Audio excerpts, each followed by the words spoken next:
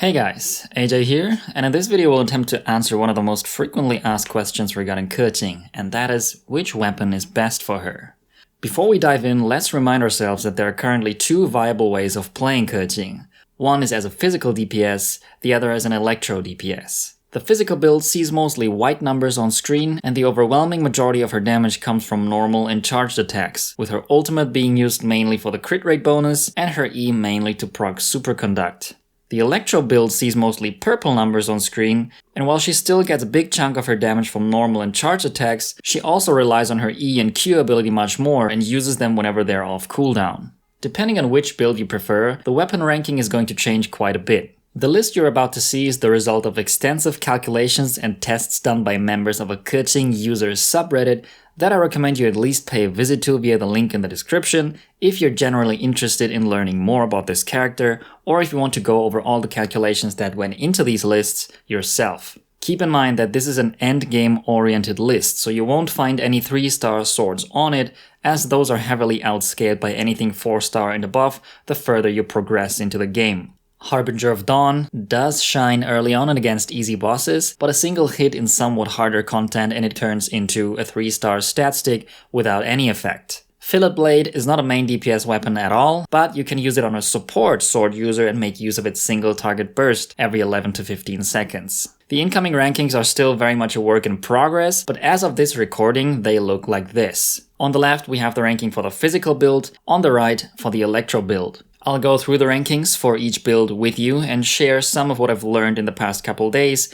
about why they are ranked the way they are. As always, you'll find relevant timestamps in the description, so feel free to skip around. Let's begin with the physical build.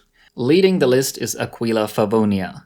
This sword is without a doubt the very best sword for physical damage dealers that you can get. It has the highest base attack out of all swords, it gives physical damage percent as its second stat, plus it gives another passive 20% attack just like that even goes up to 40% at Refinement 5. On top of that, you still have its active effect that not only deals big AoE damage, but also heals you. For a physical build, nothing comes close to this weapon. Number 2 is the Flute. Without refinements, it's about equal to the Black Sword in terms of DPS, but it pulls ahead as you refine it, so if you have copies already, pick this one because the Black Sword cannot be refined yet. Its unique effect accumulates stacks as you do normal and charged attacks, and once those reach 5, they activate and deal a significant burst of AoE damage around you. This AoE also deals physical damage, which is great because that's what we're scaling with our build, and it can also crit. You can only accumulate 1 stack every 0.5 seconds, which means it's not optimal on her because she attacks way faster than only once every half second, but it's nice nevertheless.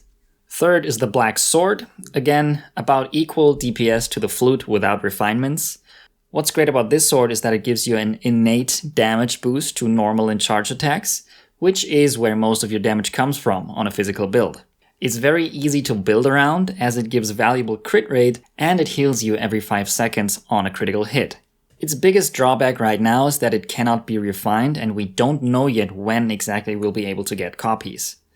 Number 4 is Lion's Roar. It shares the same base attack as the Black Sword and the Flute, but its unique effect is conditional, where that of the Black Sword is not. As you refine this weapon, it does pull ahead of the Black Sword in terms of damage, but you need to keep in mind that you'll have to have Electro or Pyro applied to your enemies to benefit from its damage increase. We'll get more into detail on this weapon in the Electro section.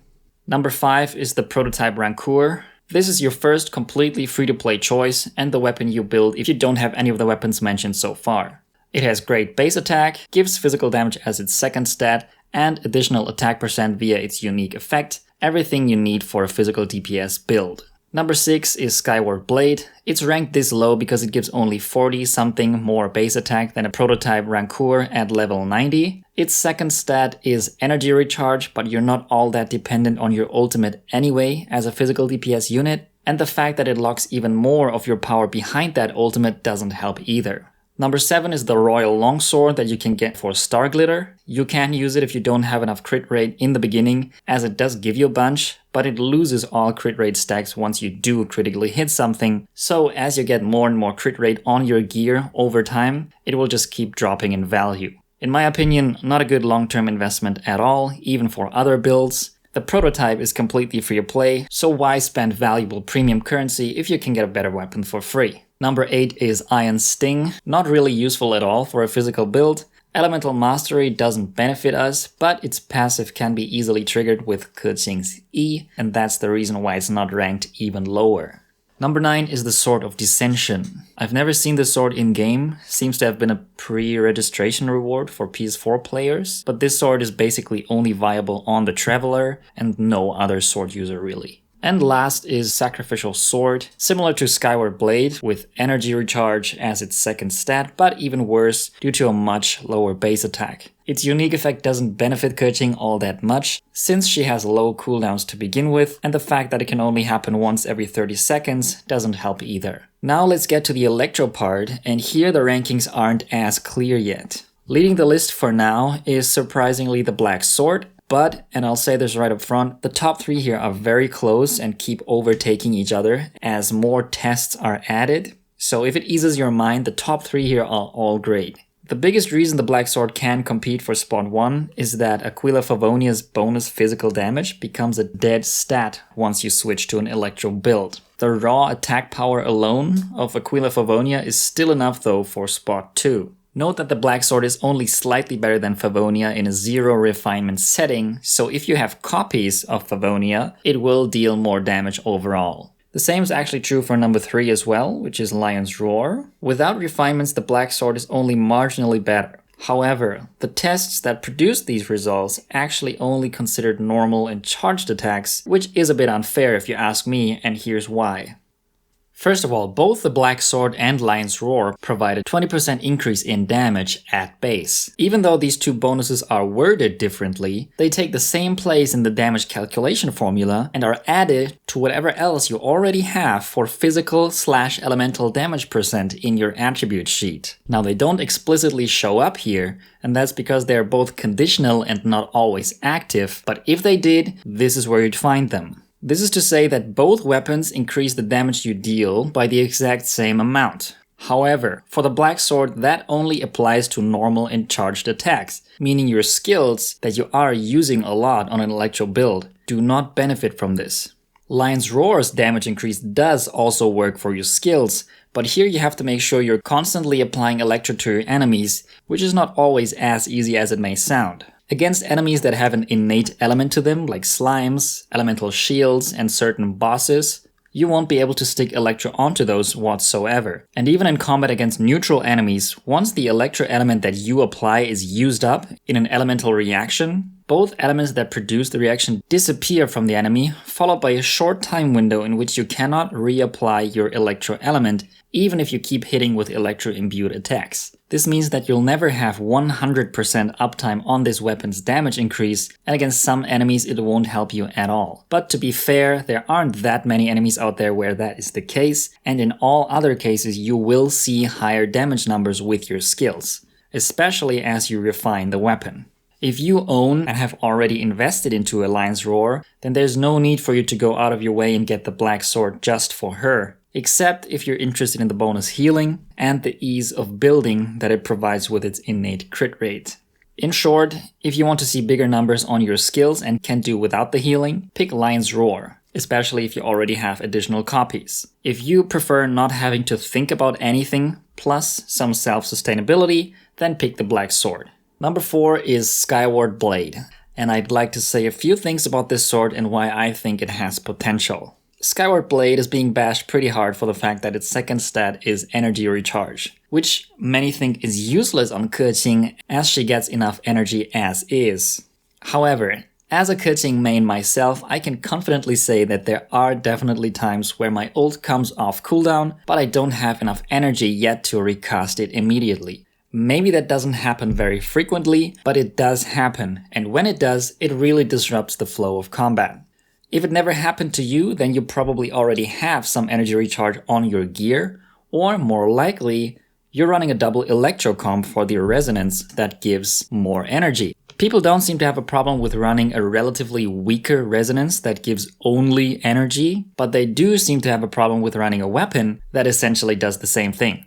A big reason for that is probably that Fischl is such a powerhouse right now that people want to have her in their team regardless of who they're running as a main DPS, and in Keqing's case that just happens to result in the Electro Resonance. What I'm trying to say is that if you want to play this unit with a 100% uptime of her ultimate, even under conditions that are not ideal, she does need some energy recharge. Even her Constellation 2 gives only that, more energy. So if even her designers thought that it would be a good idea to put some additional energy for her behind a paywall, essentially, then that also somewhat speaks for itself. But that's only my opinion. Anyway, back to the sword. The good thing about this sword is, first of all, it takes care of all of your energy needs that you'll ever have. It gives 50% recharge at level 90, which is huge. That in turn gives you the option of not running a single energy recharge substat on any of your gear, but only actually offensive things instead. Although then we're talking about optimal gear, essentially, which will take time to obtain. But more importantly, it also allows you to break out of this sort of semi-mandatory Keqing Fischl DPS core that many of us are running right now, and instead be more flexible with your team in general. All of a sudden you could go for more elemental reaction potential, and you could go for any resonance you want without having to feel bad about losing the extra elemental particles. Its unique effect provides a bit of crit rate, which is not nothing. But more importantly, for 12 seconds after casting your ultimate, it gives the same passive that the Black Sword also has. 20% normal and charged attack damage, plus 10% movement speed and attack speed on top of her already fast attack pattern. This 12-second cooldown matches perfectly with the cooldown of her ultimate, and the fact that all this power is locked behind her ultimate isn't that much of a problem either, since that is already somewhat the case as is with our crit rate. And at the end of the day, that's what we're getting all this energy recharge for to begin with, to make sure we don't have any downtime on our Q whatsoever. I also really like the movement speed here, because we tend to forget that a lot of challenging content is not only about dealing damage, but also about dodging, positioning, movement in general. Personally, I'd really love to have this sword. It may sacrifice some damage up front, but in turn it brings a lot of utility with it. It's definitely number 1 on my personal weapon list, and if they feature it on the next weapon banner, or even the one after that, I'll very likely summon for it. Number 5 is the Flute. The Flute falls off quite a bit on an Electro build. 2 reasons for that.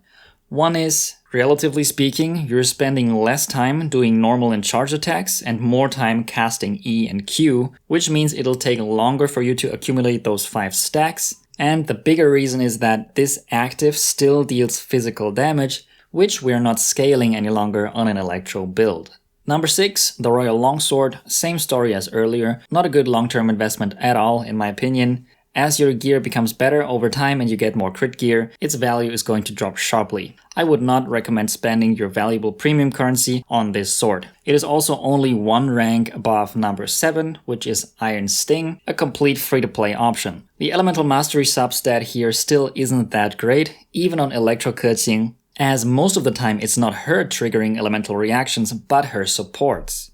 This has to do with her crazy high attack speed, and the fact that she's almost always the one applying her element first. The unique effect, however, is very nice and is very easy to maintain.